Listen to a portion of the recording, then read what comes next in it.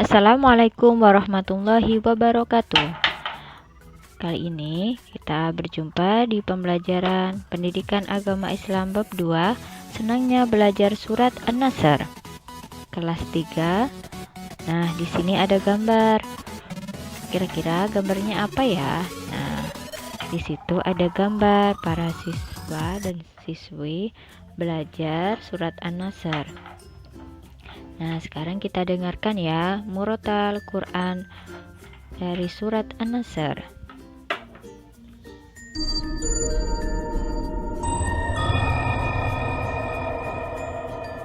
Bismillahirrahmanirrahim. Idza jaa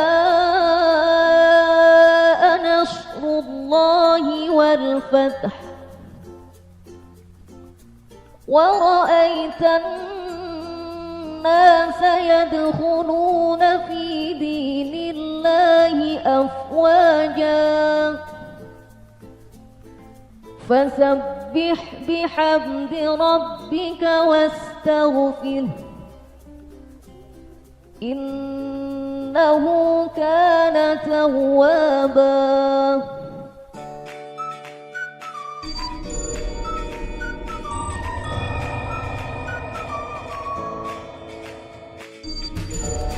Oke, selanjutnya Ustazah menugaskan kalian untuk menulis surat An-Nasr ayat 1-3 di buku tulis masing-masing. Mari menulis surat An-Nasr berikut yang harus ditulis ya. Nah, tugas selanjutnya, mari menghafal surat An-Nasr. Kita menghafal satu persatu di pertemuan berikutnya ya nak.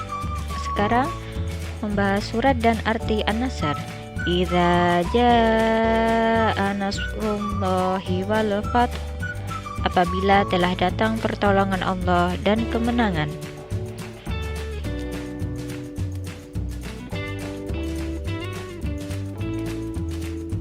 Kemudian ayat kedua, wa ra'aitan nasa yadkhuluna fi dinillahi afwaja, dan engkau melihat manusia berbondong-bondong masuk agama Allah. Ayat yang ketiga, fasabbih bihamdi rabbika wastaghfir innahu kana tawwaba, maka bertasbihlah dengan memuji Tuhanmu dan memohon ampunan kepadanya, sungguh dia maha penerima tobat.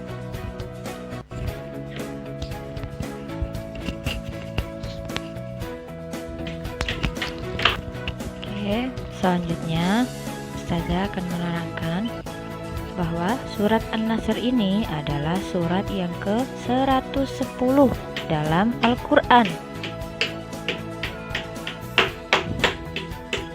dan surat An-Nasr ini terdiri dari 3 ayat.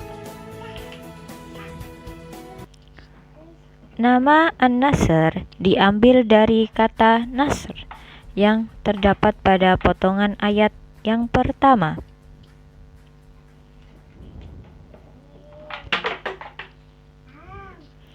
An-Nasr sendiri mempunyai arti pertolongan.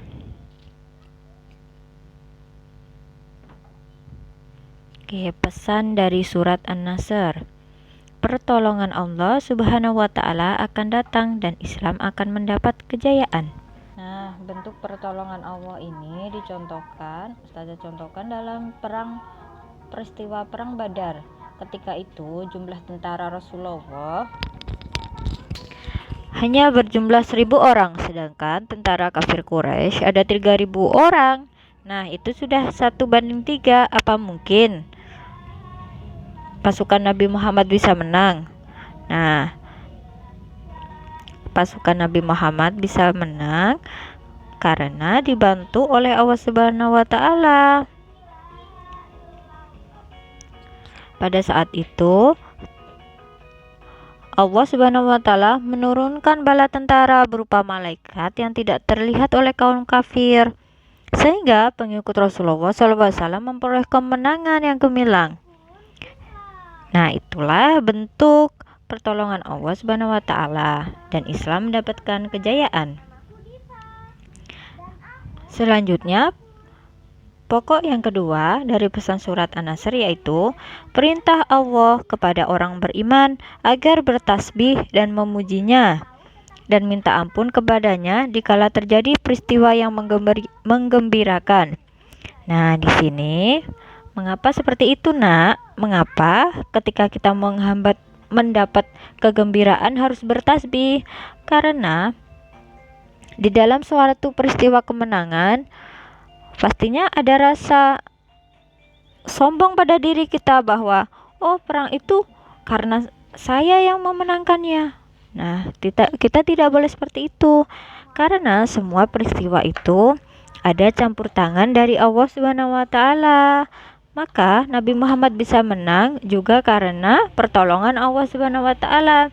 Jadi hendaknya kita membaca tasbih atau istighfar, meminta ampun kepada Allah dan memuji kebesaran Allah Subhanahu wa taala. Pada perang Badar tersebut, para pejuang setelah meraih kemenangan, orang mukmin membaca tasbih dan istighfar agar terhindar dari perasaan takabur atau sombong. Nah, seperti itu, Nah, pesan dari surat An-Nasr. Pertama, meminta pertolongan kepada Allah. Kemudian, ketika kita diberi keberhasilan, maka hendaknya kita bersyukur, bertasbih, dan beristighfar. Oke, terima kasih.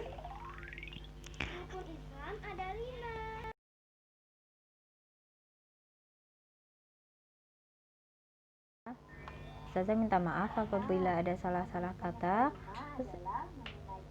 Syukran ala ihtimamikum. Assalamualaikum warahmatullahi wabarakatuh.